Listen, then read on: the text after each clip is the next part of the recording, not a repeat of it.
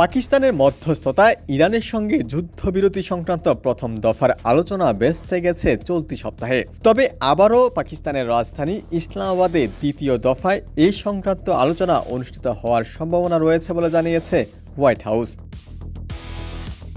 Iran যুক্তরাষ্ট্রের মধ্যে নতুন করে আলোচনার সম্ভাবনার মধ্যেই ইসরায়েল লেবাননের মধ্যকার বৈঠকের ঘোষণা দিয়েছেন মার্কিন প্রেসিডেন্ট ডোনাল্ড ট্রাম্প।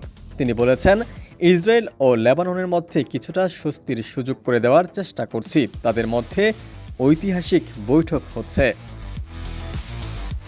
তবে সেই বৈঠক কোথায় বা কখন অনুষ্ঠিত হবে সে বিষয়ে কোনো তথ্য জানানো হয়নি।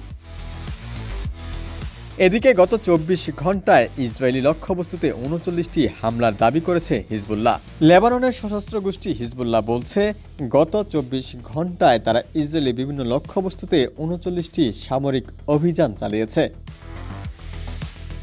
গোষ্ঠীটির দাবি অনুযায়ী ইসরায়েলের বসতি, সেনা সমাবেশ, সামরিক যানবাহন এবং দক্ষিণ সীমান্ত এলাকায় ইসরায়েলি সেনাদের অবস্থানগুলোকে লক্ষ্য করে এসব হামলা চালানো হয়েছে।